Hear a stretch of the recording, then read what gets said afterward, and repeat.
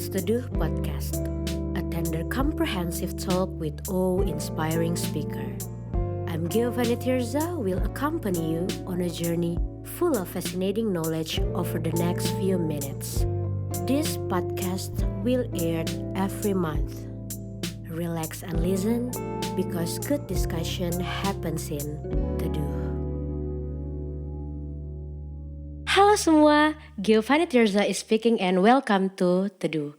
Sudah duduk bersama saya, Ketua Majelis Jemaat GPIB Bukit Saitun Makassar, Ibu Pendeta Priscilla Mailuhu Air atau biasa yang kita sebut dengan Ibu Ike. Selamat datang Bu. Terima kasih. Selamat malam. Selamat malam. Ibu apa kabar hari ini? Puji Tuhan baik. Nah, Ibu belakangan ini kan kita tidak ada kesibukan di gereja. Selama ini Ibu sedang melakukan hal apa saja? Ya, kegiatan pelayanan kan tidak hanya ibadah, gitu ya. Apalagi di masa wabah ini ada banyak hal yang harus dilakukan untuk memberikan penguatan bagi umat. Gitu. Nah, benar sekali. Nah, teman-teman, hari ini kita akan membahas konsep yang saat ini sedang sering kita dengar, new normal. Kenapa sih sampai konsep ini muncul di permukaan? Nah, hari ini kita akan membahas. Tapi sebelum itu kita harus tahu latar belakang dari konsep ini. Dan tak lain dan tak bukan yaitu virus corona atau COVID-19. Nah, scientifically speaking atau data menyebutkan bahwa per hari ini kasus positif corona itu 49.009 orang. Kemarin-kemarin kan Bu kita bisa lihat kalau misalnya corona itu bertambah 1.000, 1.800, 900 orang. Menurut Ibu bagaimana sih perkembangan virus ini dalam kehidupan kita sehari-hari? Sebenarnya kalau bicara soal virus, sepertinya ini bukan sesuatu yang baru. Karena ini konteks anak-anak muda Kristen atau mungkin yang didengar oleh banyak juga umat Kristen gitu ya. Kalau berbicara soal wabah, 10 tulah kan juga wabah. Gitu. Iya. Kemudian yang sempat seperti ini juga kan ada di 1918 ya, flu Spanyol gitu. Jadi sebenarnya segala sesuatu bergulir sedemikian rupa dan kita manusia dipersiapkan, harus siap sebenarnya untuk menghadapi situasi dan kondisi apapun, termasuk virus ini, virus corona ini gitu. Nah, iya. Tapi Bu, sepanjang hari ini kebelakangan pemerintah itu sudah memberikan banyak sekali aturan, program-program, belum lagi seperti gerakan-gerakan flatten the curve dan lain sebagainya. Nah, hasil apa sih Bu yang sebenarnya kita dapatkan dari program-program ini dan dampaknya ke gereja itu seperti apa? Iya, kita sudah terbiasa dengan kondisi persekutuan. Persekutuan itu berarti terdiri dari beberapa orang dan selain istilah persekutuan kan kadang disebut juga perkumpulan gitu ya. Nah sementara situasi dan kondisi sekarang tidak memungkinkan untuk seperti itu lagi. Saya pikir segala sesuatu yang pemerintah siapkan untuk menjadi lebih baik itu pasti bermanfaat, begitu ya. Jadi apalagi yang namanya persekutuan gereja gitu. Kita perlu memaknai ini dengan benar. Dengan kacamata baru lah begitu ya, bahwa tidak ada yang tidak baik kok yang dipersiapkan oleh para pemimpin bangsa kita. Karena yang namanya persekutuan, yang namanya kumpulan tidak hanya kontak fisik. Persekutuan yang paling kuat itu sebenarnya persekutuan dalam doa. Itu paling kuat gitu. Jadi orang Kristen sebenarnya sudah harus memahami ini dengan cara yang berbeda begitu. Bukan sekedar kumpul-kumpul dengan banyak orang, tetapi spirit berkumpul, bersekutu itu yang lebih ditingkatkan begitu. Sehingga maknanya, maksudnya untuk hal yang lebih baik ke depan juga bisa segera kelihatan begitu ya, bahwa rupanya tidak hanya dengan cara kumpul, bersekutu begitu.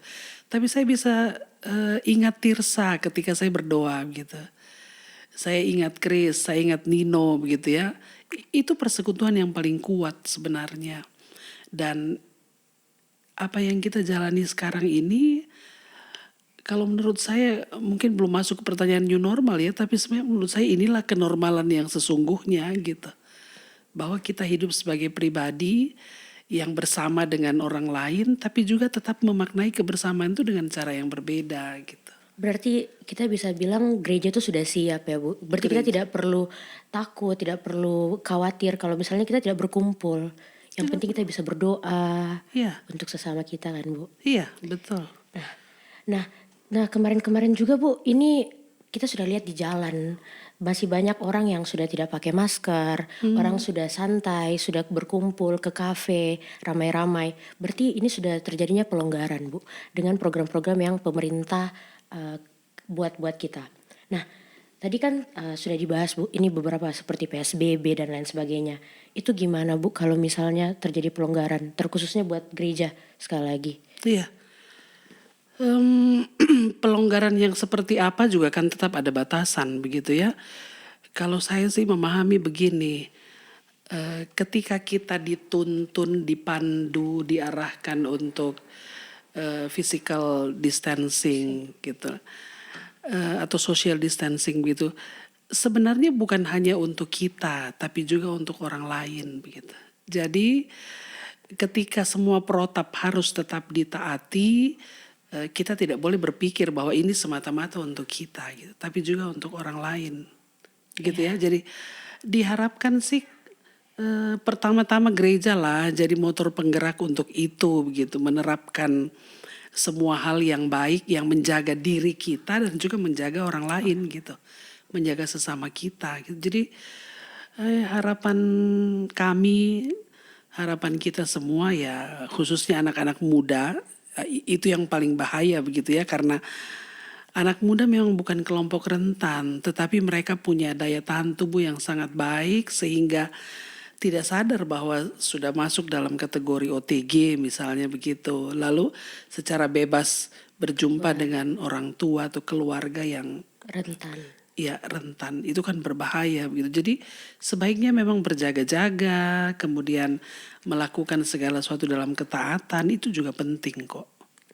Iya. Sebab kita tidak hanya ingat diri kita sekali lagi, tapi juga harus ingat orang lain gitu. Berarti kita harus melihat bukan cuma untuk diri kita sendiri, kita harus memikirkan sampai ke jauh ke belakang. Kalau misalnya semua hal itu ya bukan cuma untuk kita diri sendiri, tapi untuk orang lain juga yang ada di sekitar kita. Nah, kan belakangan ini Bu kita sudah tidak gereja, kita tidak melakukan ibadah keluarga, tidak ada ibadah pemuda dan lain sebagainya.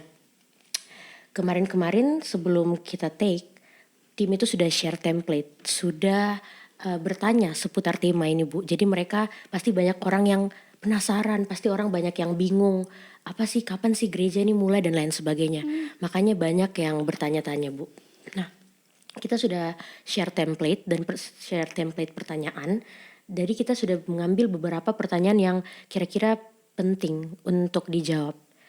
Yang paling pertama itu ya, dan yang top questionnya tentunya itu kapan gereja dimulai seperti biasanya Bu.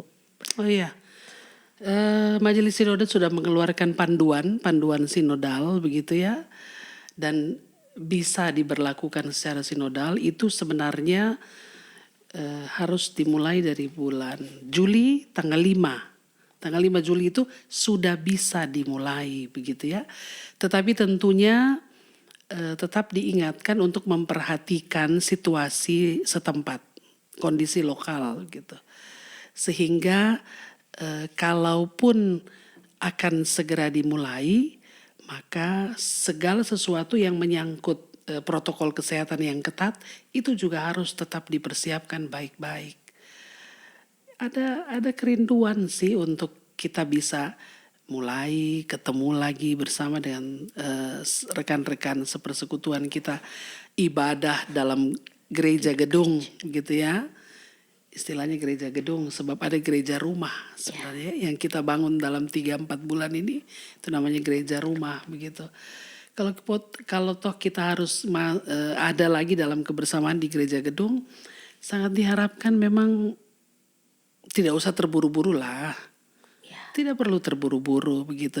Percayalah bahwa Majelis Jemaat sedang mempersiapkan segala sesuatu sehingga kita jaga kondisi gereja kita, kondisi persekutuan kita dengan menerapkan protokol kesehatan yang ketat supaya semuanya berjalan Berjalan dengan dengan baik begitu. dengan lancar. Iya. Nah, konteks new normal ini sebenarnya kan awalnya ditilik dari ekonomi, Bu. Tapi sekarang kita berbicara tentang bagaimana sih masyarakat mengikuti kebiasaan dan perilaku-perilaku untuk beradaptasi dengan keadaan yang ada seperti ini. Ya contohnya mengikuti protokol kesehatan dan lain sebagainya. Tadi Ibu sempat menyinggung ada PDF, file PDF untuk protokol kesehatan dari GPIB. Tetapi kan belum tentu semua orang mendapatkan hal itu dan belum tentu semuanya sudah melihat file itu, Bu. Nah, sebenarnya apa saja sih Bu kebijakan-kebijakan yang sudah dikeluarkan oleh GPIB dalam rangka menghadapi virus corona ini, terkhususnya ketika nanti kita akan kembali bergereja seperti biasanya? Iya, panduannya itu isinya tanggal 5 Juli sudah bisa dimulai dan harus dimulai dengan kelompok kecil, jumlah kecil gitu. Contoh kalau kita mulai tanggal 5 berarti 5 dan 12 itu belum bisa dibuka secara umum. Yang hadir hanya anggota majelis jemaat, pengurus-pengurus pelkat begitu.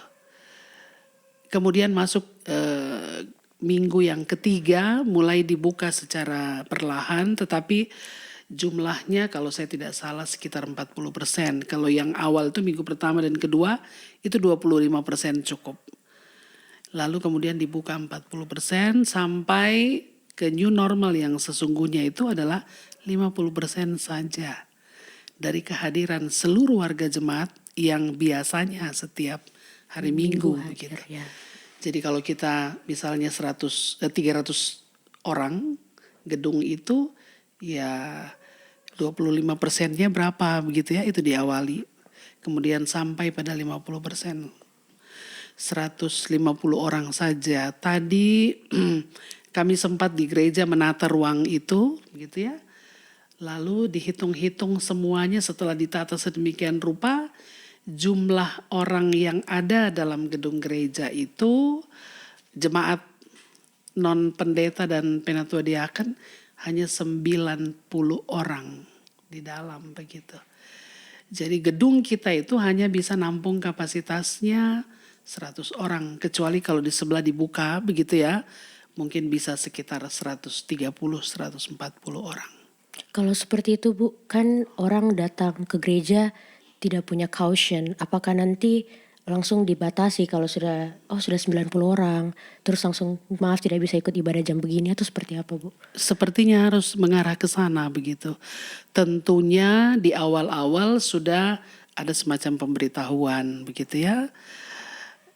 Entah bagaimana teknisnya, tapi akan dipersiapkan seperti itu. Apalagi kalaupun kita sudah melaksanakan ibadah dalam new normal itu,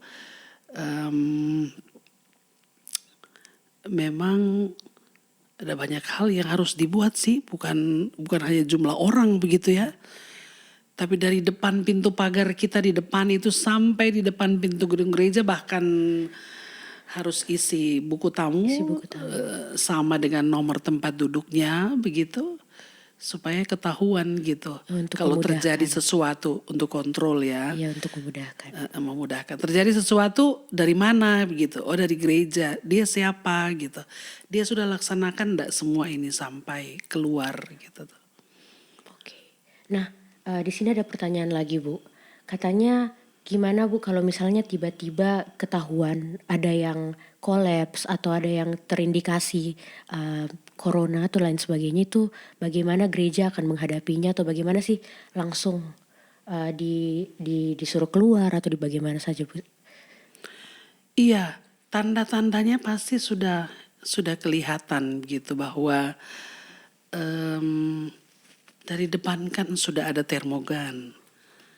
Paling enggak suhu tubuhnya begitu ya. Suhu tubuhnya sudah dideteksi awal gitu. Jadi sangat diharapkan hal-hal yang seperti itu ya memang betul-betul tidak ada begitu. Tapi kalaupun ada, memang kami sudah persiapkan tenaga medis ya kalau bisa tetap standby selama ibadah new normal itu begitu. Karena bagaimanapun kan tidak bisa sembarang orang juga tangani gitu ya. Harus ada tim medis di sana dan kami baru mau bicarakan ke sana begitu. Bu, apakah durasi ibadahnya itu akan berkurang? Tentu ya, Bu ya. Sangat berkurang. Panduan majelis sinode itu maksimal 1 jam saja. Dan kalaupun kita sudah beribadah, tidak bisa seperti sekarang. Sekarang ada 4 jam ibadah di Bukit Saitun begitu ya. Hosana dengan Makio Baji sudah tidak bisa dilaksanakan di sana lagi. Di Bukit Saitun pun hanya 3 jam ibadah.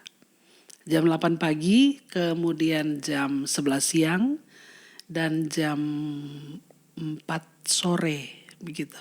Mengapa demikian? Jam 6 pagi dan jam 7 malam kalau bisa ditiadakan karena antisipasi begal juga gitu. Mungkin ada anak-anak muda kita yang gereja malam gitu sudah tidak ada lagi. Kemudian jarak antara satu ibadah dengan ibadah berikutnya itu harus Minimal 1,5 jam cukup ya, Bu. ya, minimal 1,5 jam. Karena disinfektan ruangan dan semuanya harus dipersiapkan untuk ibadah berikutnya lagi begitu. Nah, bagaimana sih Bu cara-cara sosialisasi untuk semua jemaat itu tahu dan mengerti apa yang sedang kita hadapi sekarang, apa yang akan kita lakukan selama gereja new normal dan lain sebagainya? Iya, kami memang belum keluarkan itu, tapi ke depannya kira-kira 2-3 minggu sebelum semuanya sudah harus disampaikan secara terbuka begitu ya, bahwa kita akan mulai tanggal berapa, kemudian dengan semua panduan. Untuk yang besok saja ada orang meninggal begitu, saya sudah mulai informasikan kepada rekan-rekan presbiter dan juga para korsek untuk sampaikan ke jemaat begitu, bahwa kalau besok hadir di gedung gereja untuk ibadah pelepasan, perhatikan ada hal-hal, bahkan sudah kirim gambar begitu ya, sehingga bisa mereka perhatikan awal begitu. Anggaplah kita sedang simulasi begitu ya, simulasi. Apalagi Jumat ada orang menikah begitu, jadi sudah mulai ke sana. Tapi yang paling penting kan harus ada izin toh dari gugus tugas. Gugus tugas. Ya. Kalau seperti ini Bu, biasa kan kita kumpul-kumpul setelah gereja. Itu seperti apa? Karena kan kalau misalnya kita sudah mengikuti segala rangkaian dari awal sampai akhir, mungkin kita aman. Kentaranya seperti itu. Cuma bagaimana kalau setelah ibadah terus kita nongkrong, kita kumpul-kumpul di gereja atau kita malah duduk-duduk dan lain sebagainya, itu kan sama saja kita tidak mengikuti peraturan pemerintah dan lain sebagainya. Bagaimana gereja untuk menghadapi hal itu? Iya, yang jelas pasti sudah ada pemberitahuan awal tentang itu. Ibadah selesai harus pulang, sebelum pulang juga tetap harus ikuti protapnya tadi, dan memang sangat tidak diberikan ruang untuk kumpul-kumpul gitu. Untuk nongkrong, apalagi kalau dia bergerombol begitu ya, tidak sama sekali tidak diizinkan gitu. Dan pasti Tirsa tahu security di gereja kita sudah dipersiapkan untuk itu begitu. Jangankan ibadah, setiap hari saja kalau misalnya ada 2-3 orang atau 4 orang duduk di satu kursi, itu mereka sudah dapat peringatan keras. Sudah tidak boleh. Apalagi gedung gereja kita di depan jalan besar begitu ya, lalu mereka perhatikan, kita tidak bisa jadi contoh. Jadi memang ke depannya tahan diri dulu lah sampai vaksinnya ditemukan. Ya 3-4 tahun lah. Tidak usah mimpi tahun depan semuanya sudah aman begitu. Lebih bagus kita persiapkan diri untuk ya siapkan hati mental kita bahwa ini akan berlangsung 3-4 tahun. Oke, nah ini pertanyaan yang orang-orang juga tanyakan Bu. Apakah kalau misalnya kita sudah berjalan gereja new normal, apakah kita akan terus tetap ada siaran biasa Bu yang di YouTube, ibadah di YouTube atau ibadah keluarga di YouTube dan lain sebagainya? Apakah itu akan tetap terus berjalan? Tetap ada. Majelis Jemaat sudah tetapkan melalui PHM ya bahwa ibadah minggu virtual itu tetap ada, ibadah-ibadah Rabu begitu, karena ada kelompok usia yang tidak boleh atau tidak diperkenankan hadir dalam gereja new normal begitu ya. Jadi diharapkan memang tetap ada supaya jemaat juga tetap mendapatkan penguatan yang hadir di gereja maupun yang ada di rumah gitu. Tetap ada. Sebelum kita menutup dialog pada malam hari ini Bu, Ibu punya harapan-harapan apa sih untuk gereja ke depannya atau untuk program-program yang ada ke depannya? Terkhususnya ketika kita saat ini sedang dalam keadaan yang betul-betul down. Mungkin ada orang yang sampai di titik-titik terendah, Bu. Ibu punya harapan-harapan apa saja yang bisa Ibu sampaikan? Yang terdekat sebenarnya mempersiapkan segala sesuatu dan memanfaatkan digital ya, virtual untuk memberikan pembinaan atau kegiatan-kegiatan lainnya kepada persekutuan jemaat begitu. Beberapa waktu yang lalu kita sudah melakukan gerakan Bukit Zaitun Peduli begitu ya. Mungkin itu tahap pertama, ada 4 jilid begitu. Diharapkan ke depan juga ada model lain. Bahkan Departemen Pelkes GPIB sudah mengeluarkan mengajak umat untuk terlibat dalam webinar gitu. Bagaimana memanfaatkan lahan selama masa ini, lahan pekarangan rumah misalnya. Atau apa yang harus kita buat gitu untuk tetap bertahan gitu ya. Pasti ada banyak hal lah. Kami masih duduk bersama untuk mempercakapkan kegiatan apa saja sehingga bisa menyentuh semua umat. Khususnya jemaat-jemaat kita yang memang terpuruk dengan kondisi ini begitu ya. Ya, tetap digumuli, tetap didoakan, tetap diupayakan begitu dan memang harus begitu.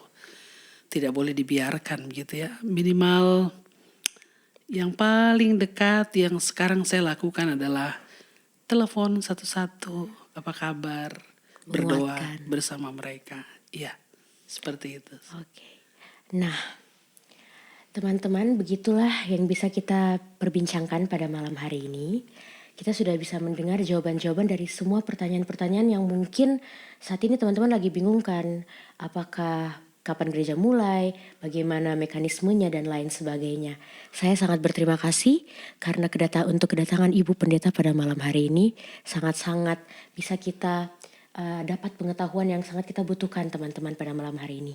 Nah, saya juga sangat senang bisa berbincang-bincang dengan Ibu Pendeta pada malam hari ini. Sama, iya. Saya juga berterima kasih untuk semua penonton Teduh Podcast dan teman-teman. Teduh Podcast itu akan kembali bulan depan. Jadi kalau teman-teman mau memberi masukan, saran, apa sih yang harus kita bahas, terutama untuk kasus-kasus yang sedang terkini, fenomena-fenomena yang sedang terjadi, teman-teman bisa komen di bawah. Nah, so stay tuned, relax and listen because good discussion happens in Teduh.